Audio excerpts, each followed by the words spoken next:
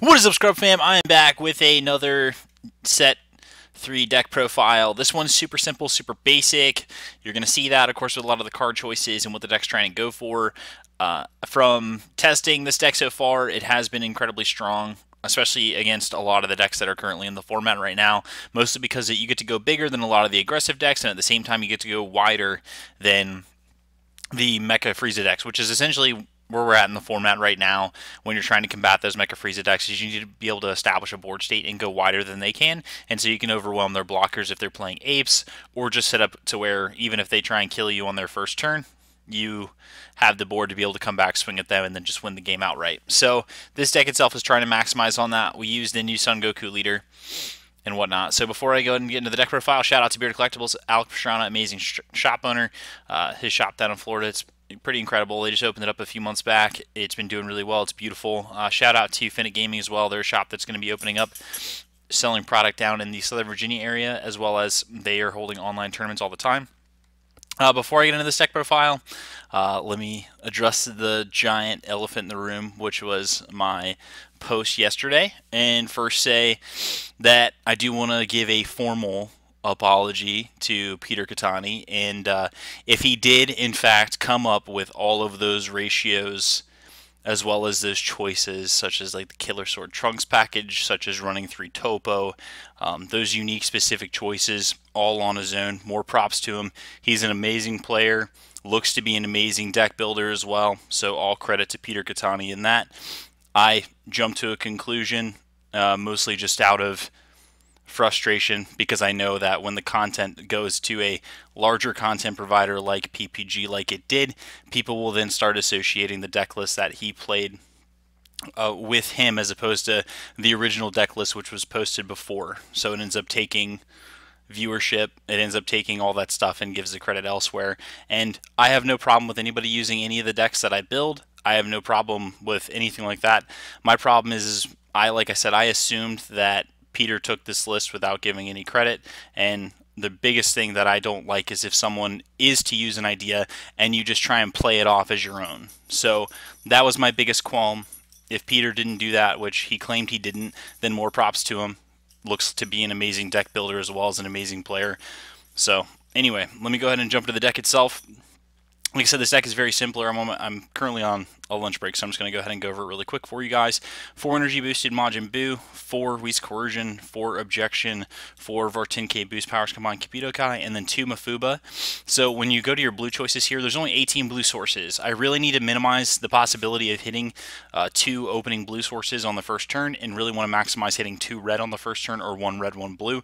So I have to lean more into red cards and less on blue. So I just go with stuff that's kind of staple-esque. So my defensive package is 4 Whis Coercions, 2 Mafuba. Mafuba in this format is absolutely incredible. It does everything that you want it to do, and it's amazing with this leader because once you're awakened and you untap 3, you'll always be able to leave a Mafuba up as well as a Whis Coercion, so you can constantly defend yourself.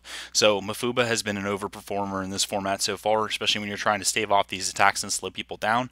We run 4 Objection. Objection is really just a way to accelerate ourselves so that our turn 2 is actually a turn 4 play and can allow us to hit the ceiling in a sense, to allow us to put down a Chain Attack Trunks and something else on our second turn of the game, or just allow us to put down 1 to 2 threats aside from Chain Attack Trunks on that turn.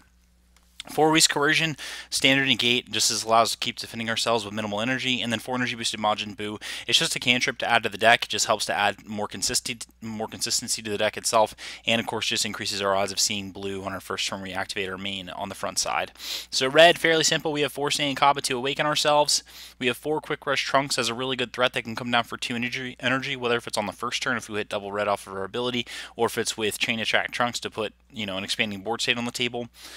We have 4 Ability Unleashed Ultimate Gohan. So this card is just, it's still gas no matter what you do. It does everything that you want it to do, whether if you want to swing at your opponent and draw extra cards, or if you want to give it double strike to close out the game.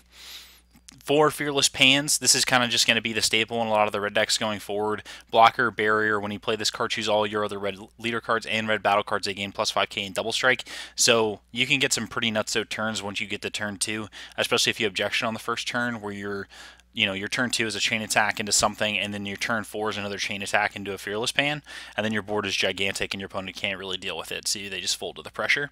And that's, like I said, about in this new metagame, we have to focus on going wide, and that's what this deck really focuses on doing. Another thing that you guys could do if you're looking at your blue package, if you don't want to play ramp, you could drop 4 objections for Raging Spirits and Gohan, so you have additional ways to spread your board on your opponent's turn, or you could drop the booze, but I really just like having the cantrip into the deck for additional consistency.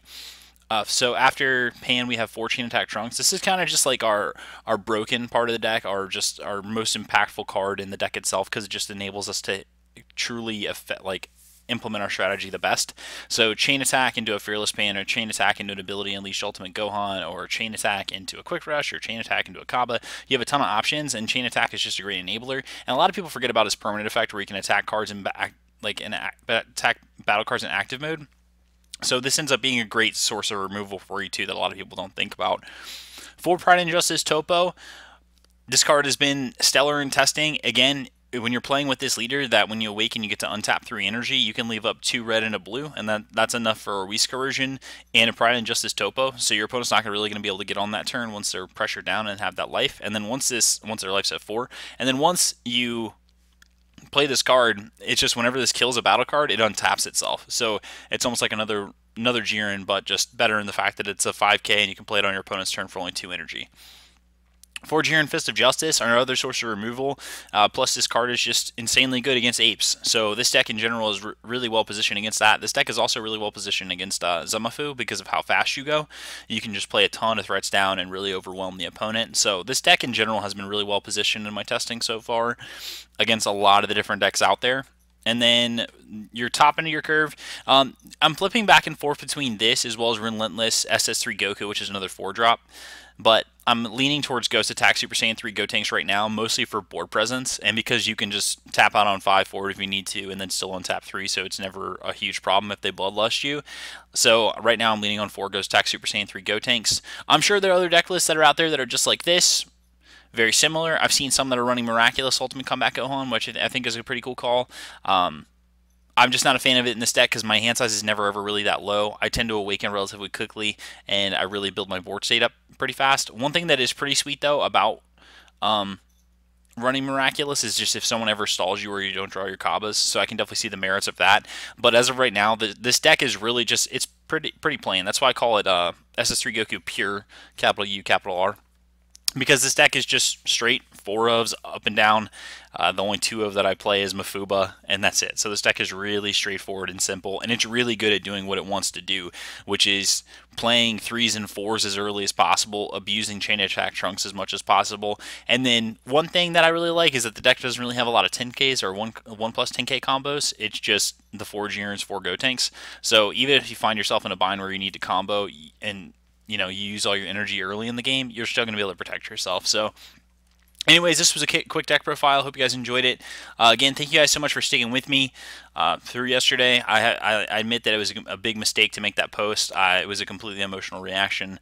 I'm sorry. Deck designing is something I'm really passionate about, and so that's the one thing where I tend to have an ego, and I'm really working on that. So anyway, thank you guys so much for everything you do. Thank you so much for being such an amazing community. Even everyone who commented on the post and said super mean things, I still love all of you. The memes yesterday were great. I laughed at them, so no harm, no foul here. Love you all. Thank you guys so much for tuning in. Hope you enjoyed this deck profile. Okay, bye!